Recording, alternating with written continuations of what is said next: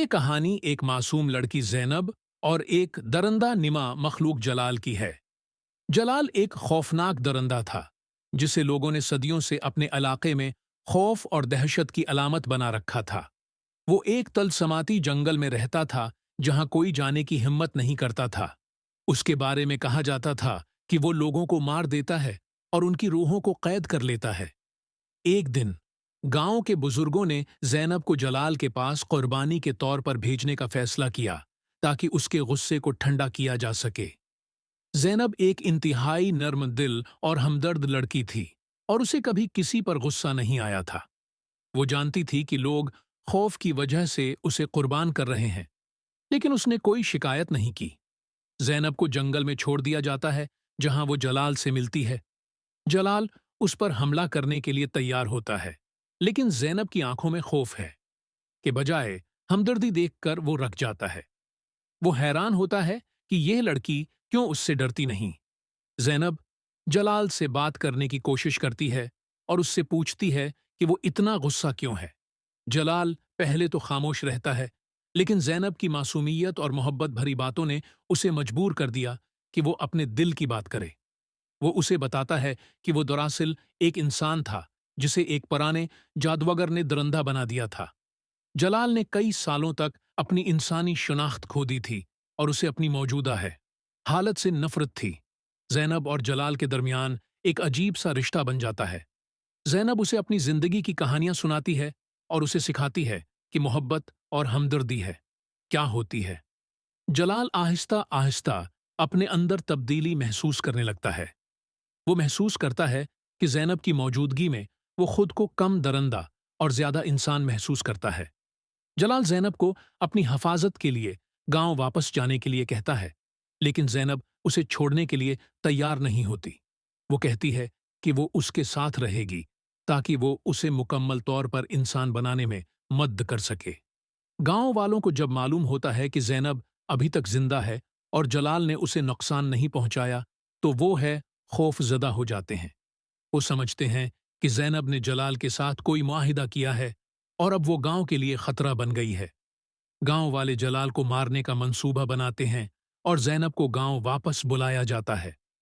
زینب گاؤں والوں کو سمجھانے کی کوشش کرتی ہے کہ جلال ایک درندہ نہیں بلکہ ایک انسان ہے جسے نجات کی ضرورت ہے، لیکن گاؤں والے اس کی بات نہیں مانتے۔ آخر کار جلال خود کو گاؤں کے سامنے پیش کرتا ہے تاکہ زینب جب جلال کو گاؤں کے لوگ مارنے کے قریب ہوتے ہیں تو کو بچا سکے۔ زینب اپنے دل کی پوری طاقت سے دعا کرتی ہے کہ جلال کو اس کی اصل شکل میں واپس لا دیا جائے۔ اس کی دعا قبول ہو جاتی ہے اور جلال دوبارہ ہو جاتا ہے، انسان بن جاتا ہے۔ گاؤں والے حیران رہ جاتے ہیں اور جلال کو معاف کر دیتے ہیں۔ جلال اب ایک مکمل انسان بن چکا ہے اور وہ اور زینب ایک نئی زندگی شروع کرتے ہیں۔ ان کی کہانی گاؤں والوں کے لیے محبت، ہمدردی اور معافی کی ایک مثال بن جاتی ہے۔ یہ کہانی ایک درس دیتی ہے کہ محبت اور ہمدردی انسان کو بدل سکتی ہے، چاہے وہ کتنی ہی تاریکی میں کیوں نہ ہو۔ ایک وقت کی بات ہے کہ ایک خوبصورت جنگل کے کنارے ایک چھوٹا سا گاؤں آباد تھا۔ وہاں ایک معصوم اور پیاری لڑکی رہتی تھی جس کا نام سارا تھا۔ سارا اپنی سادگی اور مہربانی کے لیے پورے گاؤں میں مشہور تھی۔ وہ روزانہ جنگل میں جا کر پھول چنتی اور گاؤں کے لوگوں میں بانٹ دیتی تھی۔ ایک دن سارا حسب معمول جنگل میں پھول چن رہی تھی کہ اچانک ایک خوفناک آواز آئی۔ وہ آواز سن کر سارا تھوڑا ڈر گئی، لیکن پھر بھی اس نے ہمت کی اور آواز کی طرف چل دی۔ جب وہ وہاں پہنچی تو دیکھا کہ ایک بہت بڑا اور خوفناک عفریت ایک درخت کے نیچے بیٹھا رو رہا ہے۔ سارا حیران ہوئی کہ اتنا بڑا عفریت کیوں رو رہا ہے۔ وہ ہمت کر کے عفریت کے قریب گئی اور نرمی سے پوچھا، تم کیوں رو رہے ہو؟ عفریت نے آنکھیں اٹھا کر دیکھا اور بولا، میں بہت خوفناک ہوں، لوگ مجھے دیکھتے ہی بھاگ جاتے ہیں، کوئی مجھ سے دوستی نہیں کرتا، اس لیے میں اکیلا ہوں اور بہت اداس ہوں۔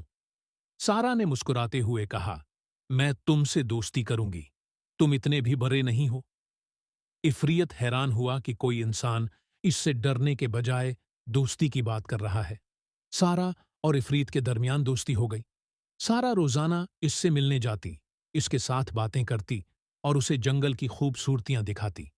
افریت کو بھی احساس ہوا کہ اس کی ظاہری شکل اہم نہیں، بلکہ دل کی خوبصورتی زیادہ معنی رکھتی ہے۔ اس کے بعد گاؤں کے لوگ بھی افریت سے ڈرنا چھوڑ گئے، کیونکہ انہوں نے دیکھا کہ وہ دراصل بہت مہربان اور محبت کرنے والا ہے۔ سارا کی ہے معصومیت اور محبت نے افریت کے دل کو بدل دیا، اور وہ دونوں ہمیشہ کے لیے بہترین دوست بن گئے۔ کہانی کا سبق یہ ہے کہ ہم دوسروں کو ان کی ظاہری شکل سے نہیں بلکہ ان کے دل سے پرکھیں۔